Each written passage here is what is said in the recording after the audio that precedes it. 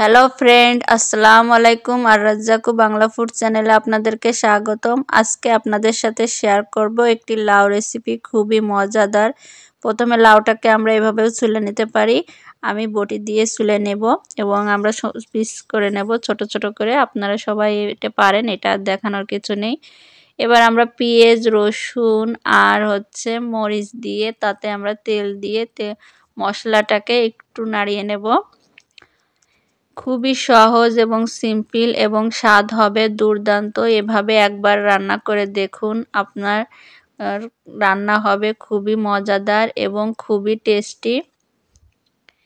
এভাবে রান্না করলে আমাদের শরীরে গ্যাস হয় না এবং এভাবে রান্না করলে এবার একটু হলুদ দিয়ে দেব, লবণ দিয়ে দেব। এভাবে রান্না করলে আমাদের যে মশলা, তেল মশলার যে একটা শরীরে আমাদের এফেক্ট পড়ে, সেটা পড়বে না।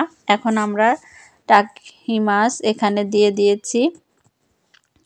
টাকি মাছ দিয়ে আজকে আমরা শোল মাছ রান্না করব, মানে টাকি মাছ দিয়ে আজকে আমরা লাউ রান্না করব, সেটাই আপনাদের সাথে শেয়ার করছি। শোল মাছ দিয়ে তো আপনারা সবাই খেয়েছেন, কিন্তু এভাবে টাকি মাছ দিয়ে রান্না করে কে কে খেয়েছেন কমেন্টে আমাকে জানাবেন। এখন আমরা টাকি মাছগুলো দিয়ে একটু লবণ দিয়ে ভালো করে টাকি মাছগুলো একটু কষিয়ে নেব। এভাবে রান্না করলে আপনার মশলাটা কিন্তু খুব সুন্দরভাবে এই মশলা হয়ে যাবে, কিন্তু এর যে একটা মশলার যে একটা সেটা থাকবে না। আর এই যে দেখুন, টাকি মাছটা আমরা কিন্তু নোনাশ করে নিচ্ছি। আর টাকি মাছে কিন্তু কোনো চর্বি নেই এবং টাকি মাছ আমাদের শরীরের জন্য খুবই উপকারী।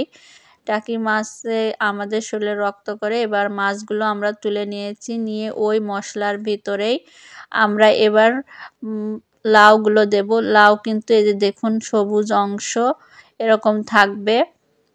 সবুজ অংশ রেখে হালকাভাবে ছুলতে হবে। সবুজ অংশটা শুধু উপর থেকে হালকাভাবে ছুলতে হবে, আর সবুজ অংশটা এরকম থাকবে। এবার এটাকে দিয়ে আমরা ভালো করে কষিয়ে নেব। পুরো লাউটাকে আমরা দিয়ে দিলাম, দিয়ে এটাকে আমরা ভালো করে এটার সাথে কষিয়ে নেব। লাউতে কিন্তু প্রচুর পরিমাণে পুষ্টি বিদ্যমান থাকে। লাউ আমাদের শরীরের জন্য খুবই উপকারী। রাসূলুল্লাহ সাল্লাল্লাহু আলাইহি ওয়াসাল্লাম লাউকে বলেছেন ব্রেন ঠান্ডা রাখতে সাহায্য করে, এবং লাউ আমাদের শরীরের হজম প্রক্রিয়াকে সাহায্য করে, এবং লাউ আমাদের শরীরকে ঠান্ডা রাখতে সাহায্য করে, এবং শরীরের চর্বি কমাতে সাহায্য করে, এবং আমাদের শরীরের পানির যে ঘাটতি সেটা পূরণ করতে সাহায্য করে। এবং পুষ্টি এবং মানে সম্পূর্ণ একটি লাউ খুবই সুন্নতি খাবার। রাসূলুল্লাহ সাল্লাল্লাহু আলাইহি ওয়াসাল্লাম আমাদেরকে বেশি বেশি লাউ খাবার খেতে বলছেন, যাতে আমাদের মাথা ঠান্ডা থাকে, শরীর ঠান্ডা থাকে এবং মেধা শক্তি বৃদ্ধি পায়। এজন্য আমরা লাউ বেশি বেশি করে খাবো। আর যদি আমরা এভাবে মশলা ছাড়া এভাবে যদি রান্না করি, তাহলে কিন্তু দেখবেন কিভাবে একদম মশলা হয়ে যাবে, মনে হবে অনেক মশলা দিয়ে রান্না করছেন, কিন্তু আসলে আপনারা দেখতে পাচ্ছেন একদম কম মশলা দিয়ে রান্না হচ্ছে। এখানে কোনো কিন্তু মশলা বাটা হয়নি, কিচ্ছু না, একদম কুচোয় নেওয়া মশলা দিয়ে আমরা এবার রান্না লাউটা করতেছি। নোনা হওয়ার দেখুন পর আমরা কত একটু পানি দিয়ে সুন্দরভাবে দেব। পানিটা আমরা দিয়ে রান্না সুন্দর করতেছি। করে আমরা এই যে লাউটা যখন ফুটে আসবে, তখন এই যে আমরা যে মাছটা উঠিয়ে রেখেছিলাম, এই মাছটা এবার আমরা এখানে লাউর ভিতর দিয়ে দেব। এই লাউ ভিতর এই নোনাস করা মাছ দিলে খুবই টেস্ট আসবে আর খুবই মজা হবে।